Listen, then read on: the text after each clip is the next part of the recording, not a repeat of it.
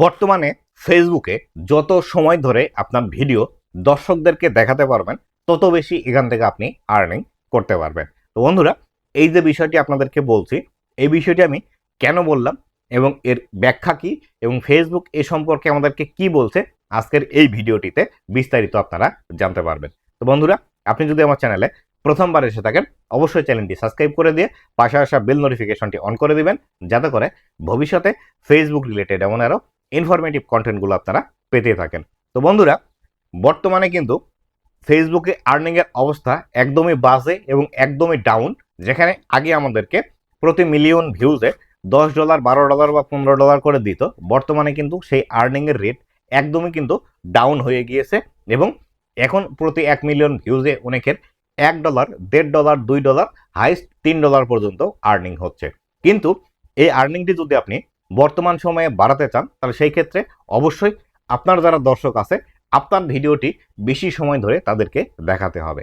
ধরেন আপনি যদি আগে থেকেই এই বিষয়টি করে থাকেন যে আপনি 10 সেকেন্ডের নিচের ভিডিও ফেসবুকের মধ্যে আপলোড করতেন, এক্ষেত্রে আপনার ভিডিওতে মিলিয়নস ভিউজ আসতো এবং আপনি এখান থেকে হিউজ একটা আর্নিং করে নিতেন। কিন্তু বর্তমান সময়ে আপনি যদি 10 সেকেন্ডের নিচের ভিডিও ফেসবুকের মধ্যে পাবলিশ করেন, এই ভিডিওগুলোতে বর্তমানে অ্যাড শো করাচ্ছে না এবং এখান থেকে আর্নিং ফেসবুক দিচ্ছে না। তাই অবশ্যই বর্তমানে যদি আপনি ফেসবুক থেকে আর্নিং করতে চান, অবশ্যই আপনাকে 10 সেকেন্ডের উপরের ভিডিও পাবলিশ করতে হবে এবং আমি প্রেফার্ড করি 15 সেকেন্ডের উপরের ভিডিও আপনি ফেসবুকের মধ্যে পাবলিশ করবেন।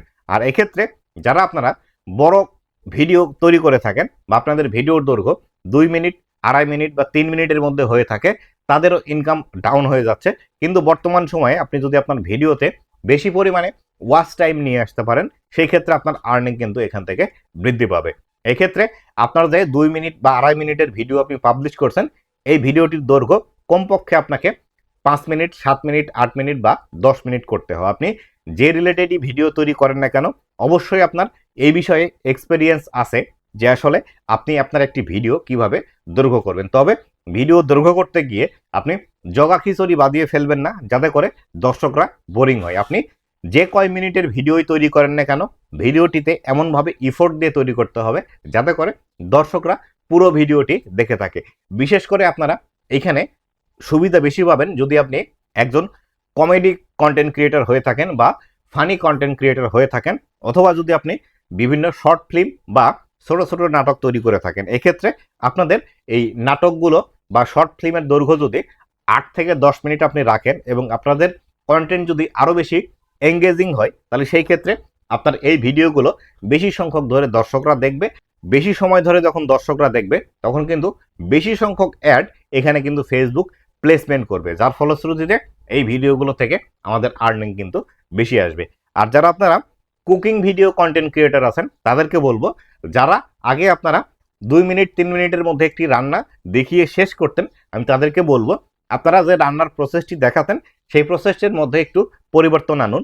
কিভাবে আপনি রান্নার আগে প্রস্তুতি গ্রহণ করেন, কিভাবে মশলাপাতি তৈরি করছেন, কোন কোন বিষয়গুলো কিভাবে কাটলে দেখতে আরও সুন্দর লাগবে, বা কোন সবজিটি সুন্দরভাবে কাটা যায়, কাটার পর সেটি রান্না করলে সেটি দেখতে আরও সুন্দর লাগবে এবং রান্না করার পর আরও বেশি সুস্বাদুর পাশাপাশি দেখতে সুন্দর লাগবে, এই বিষয়গুলো আপনার ভিডিওতে ইনক্লুড করুন, যাতে করে আপনার ভিডিওর দৈর্ঘ্য আরও বেশি বড় হয়।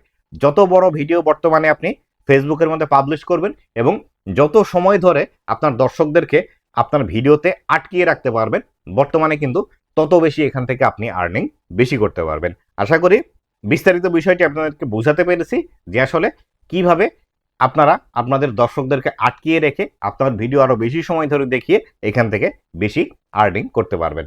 তো বন্ধুরা, এই ছিল আজকের ভিডিওটি কেমন লেগেছে অবশ্যই জানাবেন এবং ভবিষ্যতে ফেসবুক রিলেটেড এমন আরও ইনফরমেটিভ কন্টেন্টগুলো পাওয়ার জন্য অবশ্যই আমার ফেসবুক পেজ এবং ইউটিউব চ্যানেলের সাথেই থাকবেন। ধন্যবাদ সবাইকে।